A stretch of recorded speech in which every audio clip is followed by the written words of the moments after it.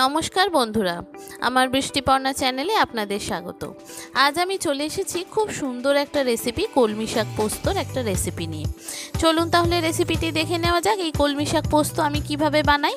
প্রথমে কলমি শাক আমি বাজার থেকে নিয়ে এসেছি, সেটাকে ভালো করে ধুয়ে পরিষ্কার করে নিয়েছি। এবার এই কলমি শাকগুলোকে আমি ছোট ছোট করে টুকরো করে নেব। আজকে আমি দেখাবো কলমি শাক কাটার দুটো প্রসেস।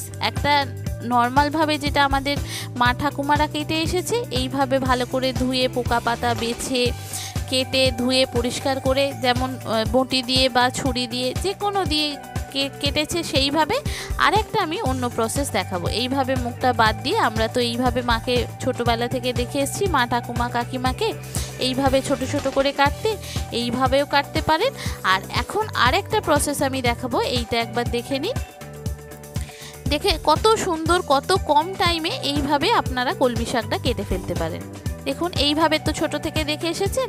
আর একটা প্রসেস আমি আপনাদের দেখিয়ে দিই। দেখুন, এইভাবে কলমি শাকটা নেব, নিয়ে ধুয়ে পরিষ্কার করে নিয়েছি, পোকা পাতাও বেছে নিয়েছি, নিয়ে এরম একটা ভেজিটেবিল চপার নিয়েছি, নিয়ে এবার এটাকে আমি এরকমভাবে কেটে ফেলবো।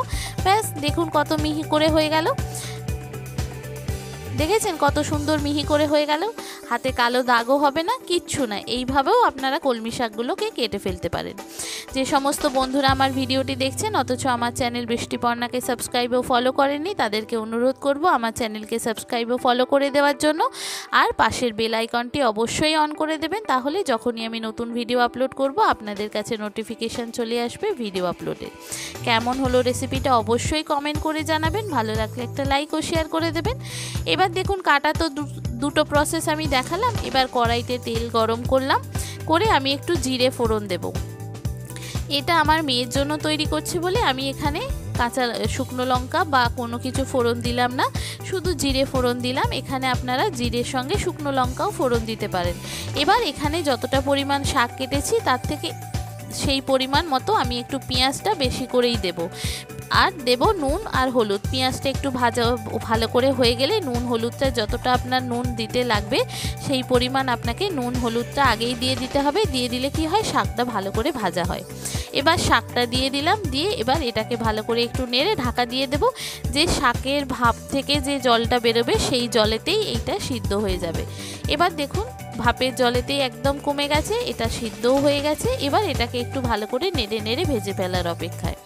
আর এই ছুরি দিয়ে যদি আপনি বা বটি দিয়ে এইভাবে কাটেন, এতে কি হয়, একটু ডাঁটাগুলো অনেক সময় শক্ত থেকে যায়। আর আপনি যদি ভেজিটেবল চপার দিয়ে কাটেন তাহলে কিন্তু এই ডাঁটাটা একদম ছোট ছোট মিহি হয়ে যাবে। সেই জন্য সিদ্ধটাও ভালো হয়, খেতেও সুন্দর হয়। অনেকেরা করেন রসুন দিয়ে, কিন্তু আমরা রসুন দিয়ে খাই না, শুধু পেঁয়াজ শুকনো লঙ্কা ফোড়ন দিয়েই খাই।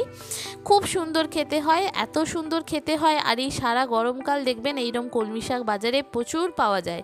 তো এইভাবে একবার কলমি শাক পোস্ত করে খেয়ে দেখতে পারেন। এবার ভাজা হয়ে গেছে, আমি একটু পোস্ত উপর থেকে ছড়িয়ে দিলাম, দিয়ে এবার এটাকে নামিয়ে নিয়ে সার্ভ করলেই রেডি। কেমন হলো রেসিপিটা অবশ্যই আমাকে কমেন্ট করে জানাবেন, ভালো লাগলে একটা লাইক ও শেয়ার করে দেবেন। দেখেছেন কত সুন্দর দেখতে হয়েছে, খেতেও কিন্তু দুর্দান্ত স্বাদের হয়। আর যারা এইভাবে আপনারা যারা কাটতে পারেন, শাক কাটার জন্য আপনারা খেতে পারেন না, ভেজিটেবিল চপার যদি বাড়িতে থাকে তাহলে এইভাবে কলমি শাক কেটে ফেলতে পারেন। 5-7 মিনিটের মধ্যেই কিন্তু আপনার পুরো এক আঁটি শাক কাটা হয়ে যাবে, যদি ধুয়ে ভালো করে পরিষ্কার করে তারপরে পাতা বেছে এরকম ভেজিটেবিল চপার দিয়ে কেটে ফেলতে পারেন। দেখেছেন কত সুন্দর ভাজা হয়েছে, পোস্ত দিয়ে খুব সুন্দর খেতে হয়। আর দারুণ টেস্টি একটা রেসিপি, খুব সহজে হয়ে যায়, খুব তাড়াতাড়ি হয়ে যায়। কেমন হলো জানাবেন, ভালো লাগলে একটা লাইক ও শেয়ার করে দেবেন। থ্যাংক ইউ বন্ধুরা।